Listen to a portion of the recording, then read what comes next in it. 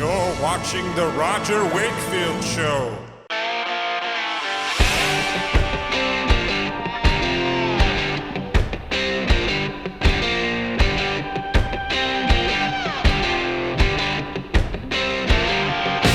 Plumbing inspection.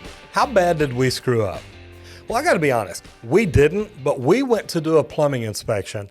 And guys, you've seen me do the sewer water test, right? Sewer test, you literally put a test ball in the sewer, fill it up with water, and watch it to see if the level goes down. This is great. Water test, put a gauge on the system, pressurize it, let it get to full city pressure. And when I say pressurize it, just with city pressure, turn the valve on, let the gauge get to full pressure, set your needle, go turn the meter off, see what happens.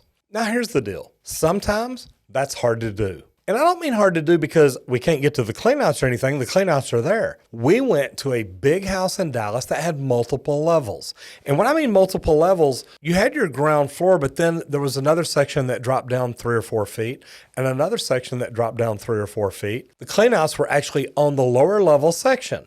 So how do you do that? Think about it.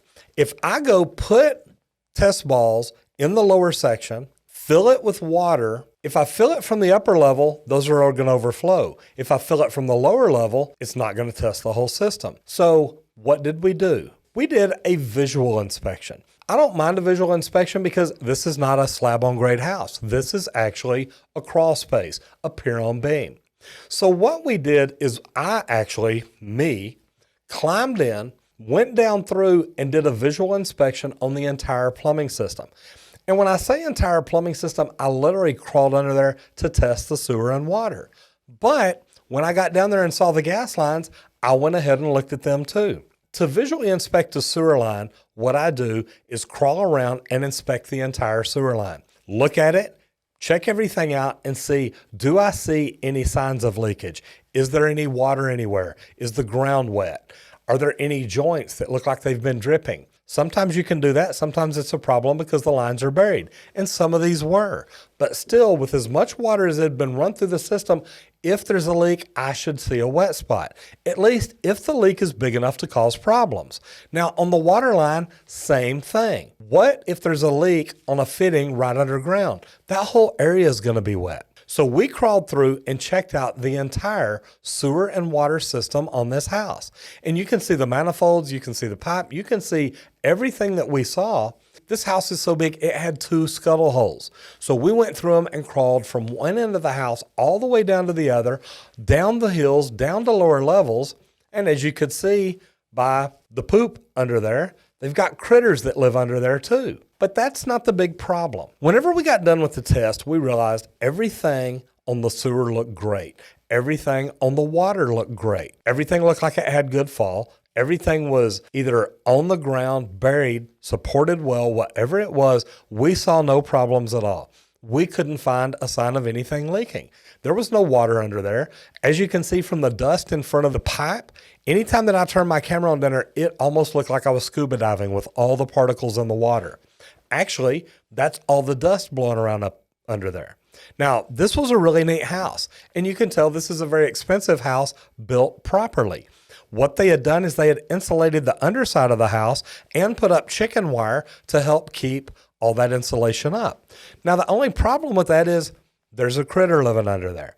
That insulation is being torn out. The wire's being pulled down in places. There's a lot of things going on, but it's nothing to do with the sewer water test. But here's what I saw when I was down there. There is a repair coupling on a gas line. Now, guys, I don't believe in those. I've seen people use them before, but to me, that is not the right way to either fix a gas leak or add a gas line. And it looks like they used it to add, but it's kind of hard to tell. It looked like there's a galvanized T there and then a repair coupling. The clamp style. Rubber gaskets on each end, slide them on the pipe, tighten it all up. Guys, to me, that's not what you use to fix a gas leak. What would I do these days? Here's what I recommend to the customer.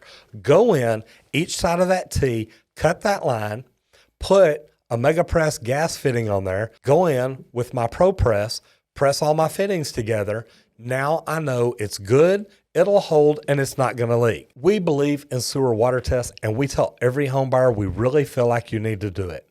The other two tests that sometimes they want to add on is a pressure gas test and a sewer camera. And I've only done one sewer camera where it really saved somebody a lot of money.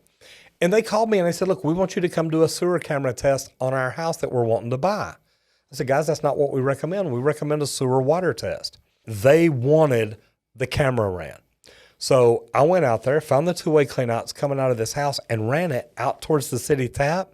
This was about an 80-foot sewer, and it looked like a roller coaster with about 40 repairs on it. Man, this is the one time that it really paid off.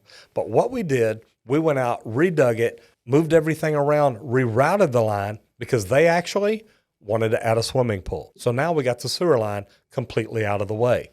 So guys, there's multiple things you can do. And this is one of those situations where even though it wasn't a slab house, the buyers wanted peace of mind. They wanted to know there was no sewer leak, there was no water leak, and the house that they were moving into was going to be fine. Have you ever bought a house or done a test for a house where they wanted you to do something different? Now, this was my idea. I literally said, look, why don't we do a visual inspection instead? Or we're going to have to come in, cut the system apart, put test tees in. That way we can isolate different levels to do the test. They didn't want to spend that kind of money. And luckily, they trusted my professional opinion from looking at it saying, hey, everything's okay. If you've done a test or you've had to do something weird like this before, do me a favor. Leave me a comment down below and let me know what kind of test someone asked you to do and was it worth it? Did you find anything? I hope you enjoyed this video. If you have, please check out some of these other videos that might help you with the sewer water test. I'm Roger Wakefield, Lead AP, the expert plumber. I'll see you in the next video if you don't get flushed.